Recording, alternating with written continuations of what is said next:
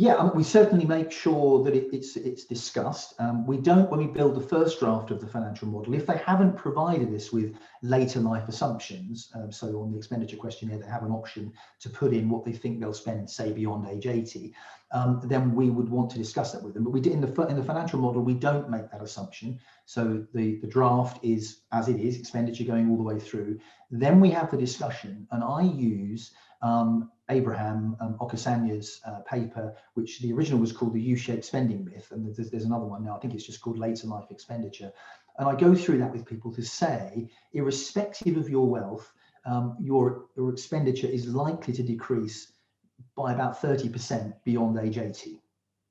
People don't tend to believe you when you explain, no, this is a rigorous academic study that's been done, and that is pretty consistent. And also the other thing that I can say to people anecdotally now is I've got clients I've had for 30 years, and I've got clients who are in their 80s, and it's true, they do.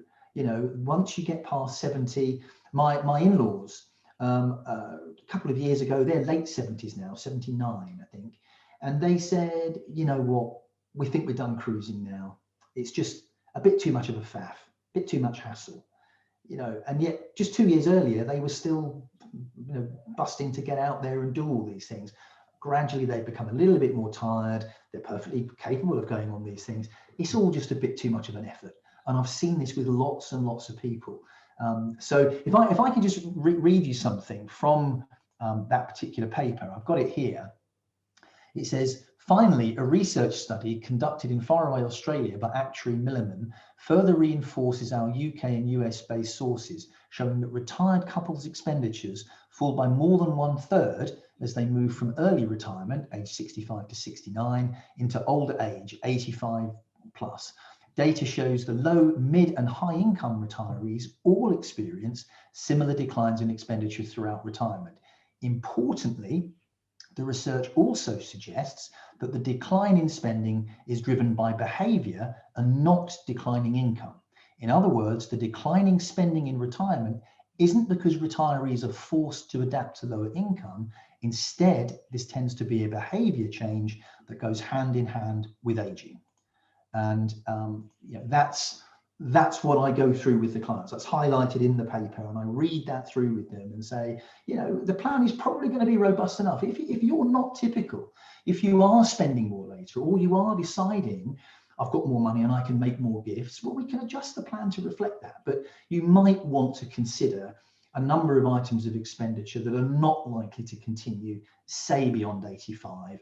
And typically we will talk about stopping driving around 85, for example. So where car expenses might disappear, taxi expenses might come in, or other forms of transport might come in, and those sorts of things. But I think that's quite a personal thing to talk to clients about.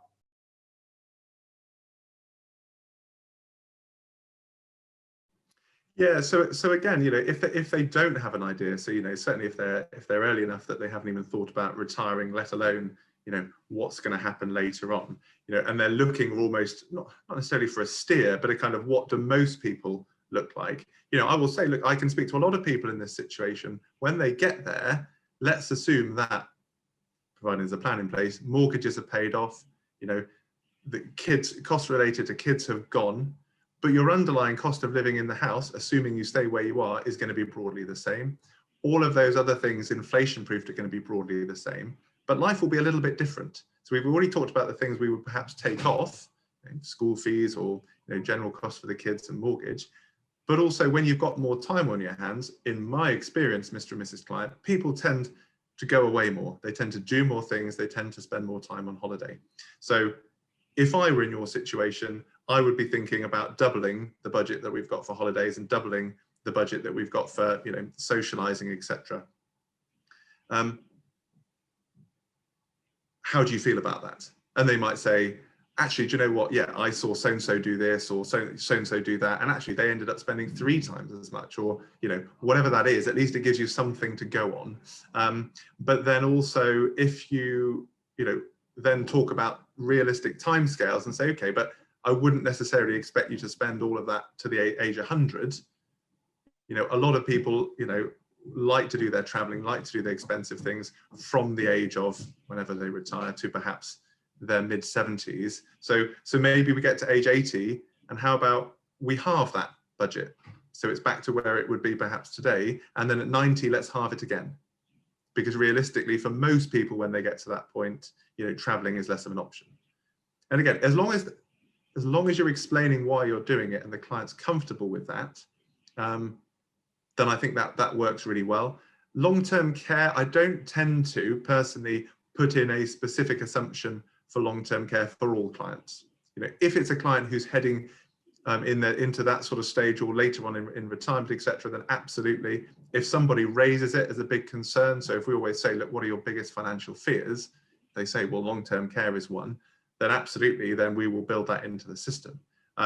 Now, we don't necessarily have a standard set of assumptions as to what those numbers are, but we have a sort of a standard, if you like, in terms of what we look at. So we will look at, and it's generally quite freely available, the average cost of a care home in whatever part of the country they live in. And we will also look, because again, it's fairly freely available, at the average sort of duration of time that people will spend in a care home privately. So not obviously not NHS funded, so privately tends to be a bit longer. And then almost start from a point of saying, well, look, this is the average. This is the average cost. But I tend to personally, again, it's not necessarily totally standardized, up that a little bit, maybe only by 10 or 20%. And also the time they spend in there. So I think from last time I looked at this, it's typically, let's say 4.5 years maximum, but maybe let's look at 6 years. So again, it feeds into this. Okay, well, let's look at slightly more expensive than it might be for slightly longer than it would probably be for. Because particularly, when we're dealing with clients who've enjoyed quite a comfortable life financially, if you say to them, do you want to live in the average care home? Most of them would say, no, thanks very much. I want to live in better than that. And you can take that into account. Again, as with all these assumptions, if you say to them, this is what I'm basing it on, how does that make you feel? And they say, actually, I put my mum or my dad or someone we know went into this one and it cost them 50% more than that. And it was a really nice place, and I'd love to think that I could afford to live there. Great. Or, I knew someone who was in a care home for 9 years or 10 years. Fine. So as long as we are addressing any concerns or fears that client has, that's great. I can again challenge them and say, look, these are what the kind of averages and the stats would show. But you need, this is about peace of mind, particularly at that stage in life. This is about knowing that you can afford to go into the nicest care home you can find for almost as long as you need it. And so, as I say, so that's not really, there aren't necessarily fixed figures, but we have a kind of general template in terms of the sort of numbers we would look to include in there.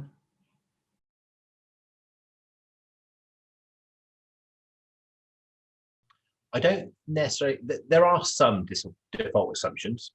So we would assume they need some help around the house and the garden from age 80. So we'd factor in, say, £400 a month to allow them to have some help around the house and garden around age 80. We would assume as a default that they would stop motoring around about age 80 and revert to taxis. And we would do the same there. So the motoring costs would finish and then we'd revert to taxis, typically around about £100 a week in taxi fees. We, by default, add into the cash flow, because I always want them to see it, the cost of care. So if they needed funded long-term care from age 85, typically through to about age 92, so about a 7-year period, we would assume about £4,500 a month, indexing at around about 4.5% a year for that period of time, to see that that can be included in there. Spending patterns regards to holidays and things, we tend to sort of front end load it. So there isn't a actual default, but we would taper it down. So for example, the first 10 years or so of their retirement would be at a higher level, perhaps higher than their pre-retirement. And then the second 10 years would be at a similar level, possibly to their pre-retirement. And then the third 10 years would be at a lower rate than that. So it kind of has some kind of reality about long haul travel, more shorter term travel, and then perhaps in the last 10 years, more sort of local domestic travel within the UK. I don't think there's anything else that we would do in there.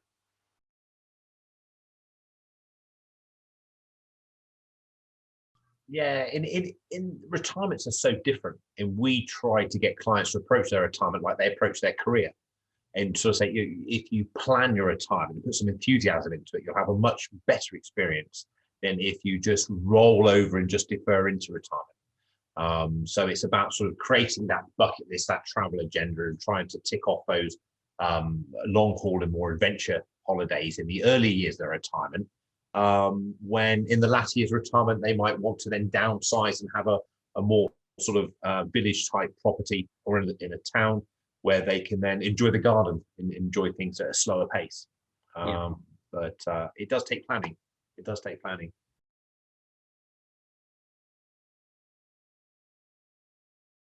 Well, we always have a discussion about their retirement anyway, and how they're going to spend it and what they're going to do in that time. I mean, I've written a book about redefining retirement, and the fact that people now expect more from their retirement and want to do more. They continue to be active. They want the same lifestyle they had when they were working. A lot of them want to remain in their home. They don't want to downsize, even though they've got a nice big home. A lot of people still want to stay. It's where they're comfortable. They spent all those years building it up, making it exactly as they wanted. So why shouldn't they stay there? So we don't have a default, because we don't know what people's lifestyle, how people's lifestyle will change. Okay, they may change later in their late 70s or 80s, but what tends to happen, although they might reduce certain spending, they'll increase it on servicing. And this is the discussion we'll have. So do you cut your own grass at the moment? Yes. In your 80s, you may pay somebody to do the garden and cut the grass. You may redecorate yourself, but as you get older, you may pay somebody to do that. So the servicing costs tend to increase a lot more. The only time we'll really pin people down is when they say they like to travel and go on long haul flights and things like that. So we should say, how long do you think you will expect to do that? And they might say, oh, probably until about 80, 83, then we'll. So we'll adjust the holiday time, but we make sure we've got enough money in that holiday spend in the earlier years. But then everything else, very little seems to change. The utilities and everything that are only going to go increase by inflation. And then there's the clothes. They tend to spend less on clothes as they get older, but some people may not. And they may, if they've got grandchildren, they may give more money to grandchildren. So it swings and roundabouts, really, I always think.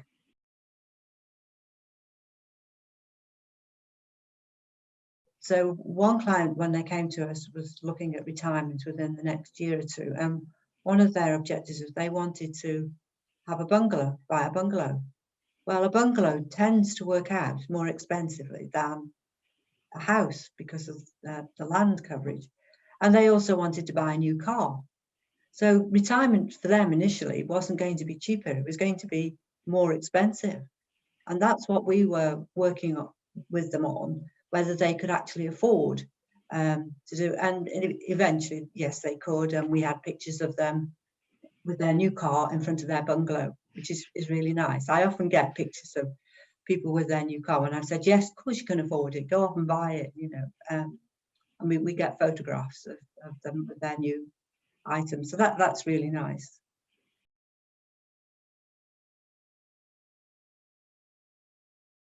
So, different phases of retirement and expenditure, possibly the most important part of a financial plan, in our view. Your assets are your assets, wonderful. We can figure that out pretty accurately. Income, we can figure out what that is today, what it will be in the future. We can get a state pension forecast, we can figure out what a pension will provide, that's all okay. Expenditure, though, is a minefield. And we often tell clients that, look, you can earn £300,000 a year. If you spend it all, you'll not be a wealthy person. If you earn 30,000 a year and spend 20, you're going to be a wealthy person because you're saving a third of your income. So the difference between income and expenditure is the single most important part of a financial plan and the journey. So for that reason, particularly in retirement, to become a Boost client and to build a financial plan, we have a pretty dull exercise for clients to do, which is we want to know exactly their expenditure in every single category, and we've got a spreadsheet which is every single category of expenditure. We ask them to complete their current expenses for all those things. We normally get whoever does the finances in the household to do that. Usually one of them takes the lead. The dull exercise then gets a bit more interesting. We encourage them to open up a bottle of wine and have a chat and talk about, we call it their desired lifestyle. So when you've got 7 Saturdays a week, when you're no longer working, what will you do with your Saturdays? Because we all know that Saturdays are more expensive than Mondays and Wednesdays. Some days are your rest days. You won't need those. You're retired. Monday to Friday, you're not going to be working. So for 7 Saturdays a week, how will you fill your time? What will you do? Because your lifestyle dictates what you spend. So all of our clients have this desired lifestyle in mind, which is as they transition out of work, can be during work if their work allows, but it's mostly as they transition out of work. How will their expenditure change? So how will their holiday budget adapt? Will they keep 3 cars? Will they go down to 2? Do they want to buy a classic car because they don't need a commuter anymore? What will happen to their commuting expenses to get to work? Will they suddenly need to start buying their own iPhone every 3 years for £1,000 because their company's previously provided it? How will their expenses change in all these different ways in retirement? Super, super important. Built into that is obviously children. So most people plan to retire after their children are independent because it's more comfortable. We're humans. We like to know that we've got our offspring up to an independent point before we stop our own earnings potential. It's human nature. So, but there might still be cars, weddings, house deposits to plan for. So they all get taken account of. But living 7 Saturdays a week doesn't last forever. And we've all got, or we all know, people that are in their 70s, 80s, 90s. They don't buy new clothes because they've got a lifetime of clothes. They don't put the heating on because apparently it's super expensive. And why would you do that? They don't go out much. So you do get to a stage of life where life gets a lot less expensive. We talk to clients about that as, if I offered today to pay for you to go on holiday to New Zealand, would you take it? Yes or no? Most clients say yes, but there becomes an age where they say no. So if we ask people to think, at what age would you decline that offer? 75, 78, 88? Where will that be, do you think? Because that's the point at which your brain and your health is saying, I don't want to spend as much anymore. I don't want to get on the plane. I don't want to do the expensive things. Getting around a golf course isn't as pleasurable when you're 85, so you stop your membership. Getting on planes isn't very fun, so you stop doing it. So we encourage people to think about when that age will be, and then we have that as a key date, and then their expenditure that changes at that point is linked to that key date.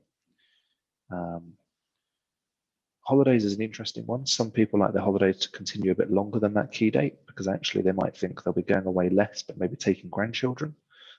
So there are some sort of nuances to this. It's not a simple. It goes up when you retire. It goes down when you get old. It's not that binary. But that's the general pattern that we look at. If a client wants to include care, we will, but we don't by default. Generally, most of our clients have the view of their house funding their care. Most are happy that they want to pay for their care rather than trying to give their money away so that they don't need to fund care. Most of them want to pay for care to make sure they're in a good place and they've got the best care available. So by not including a downsize and not having their home asset in the graph, we also don't include care. They sort of offset each other in that way. Yeah, so that's how we go around sort of the changes in lifestyle, care costs through the journey.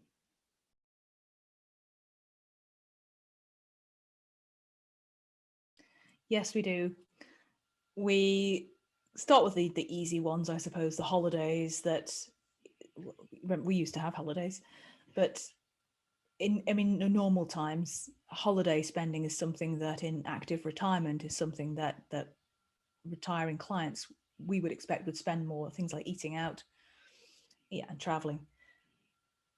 But you need to have, when you're retiring, I think I'm seeing definitely more of a travel towards retiring to something rather than retiring from something. So in active retirement, it doesn't necessarily have to cost more because, to quote Mitch Anthony, I think he said you can turn your paycheck into a playcheck. So there's no harm in getting paid a little bit for your hobby, whatever that might be, if you turn it into something like that. So it's exploring a lot of that. This is where, sort of coaching stuff comes in. Really, you can set up in your template some assumptions around moving to the end of active retirement, which is, of course, the too old to enjoy yourself, which is what many planners use that tab for, and that key date. And playing around with those key dates is the best way to map out a journey. But of course, it's then exploring what their hopes are for their family and their loved ones. So getting to too old to enjoy yourself, we default that to 85 at the moment, but I know some very fit people in their mid to late 80s that actually do not have any intention of slowing down anytime soon. So their active retirement and their travel budgets, if you were able to travel, would have continued by now. But I think the biggies are the later life fees, putting in 5 years of assumptions around those as a worst case scenario per client. So we assume 4,000 per month each from age 95 for 5 years, and these are all on key dates and sliders. We also typically try to turn on the SIP. We Isle of Man SIPs are a bit different. Pensions are a bit different here. So we will tend to keep pensions to almost the last before you start taking income from there, and obviously the maximum tax-free cash, because it doesn't make any sense to draw taxable income sooner if you've got other capital. So being able to see the benefits of having the pension asset lasting as long as possible as a really good way of, in the Isle of Man, passing that asset to the next generation. But also it's been a great conversation starter for, well, okay, you're going to die with too much money here. That's not a great scenario. So wouldn't you rather see what you can afford to give to your family? Oh, well, they'll get it when I'm dead. Well, wouldn't you rather see the benefits of, your wealth and your investment in your family whilst you're still here to enjoy it? Because they're going to spend it anyway, aren't they? So,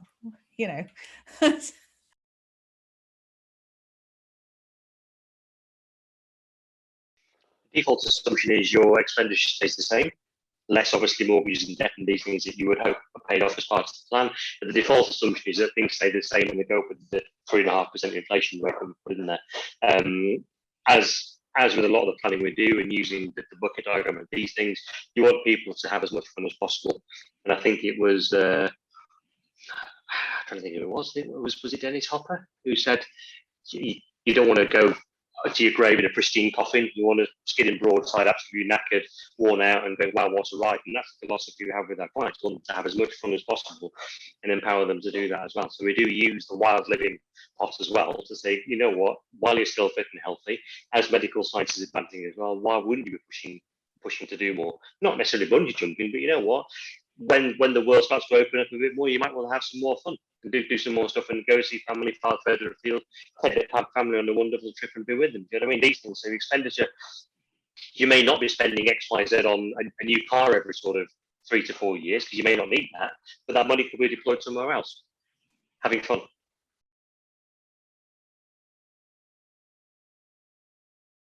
But it's horses for course, isn't it? It depends on your mantra. And again, it's lovely to have that perfect ski slope to say people, you know what, you will end with a pound in your bank account, that's it. But we all know that life isn't like that. And it's important to help people to understand. But a lot of the work we do and present on is around, you know what, you can't take it with you. Let's start doing some stuff with it. And funnily enough, if you have this avatar of the kind of the approach you have and the sort of world that you live in, you tend to attract people like that into your business. So we're very fortunate. We have sort of a significant number of self-made people, and a lot of these people have come from nothing like we have. And you understand the psyche. Money is important to them, but they also want to do good with that money as well, not just blow it off the wall and have that perfect ski slope. So you have these deeper discussions with them around how there could be how money can be a force for good. And these things, and again, it's interesting you put this stuff out to attract people like this, and that's in my opinion that's the way things should be done, and we attract people like that into the business.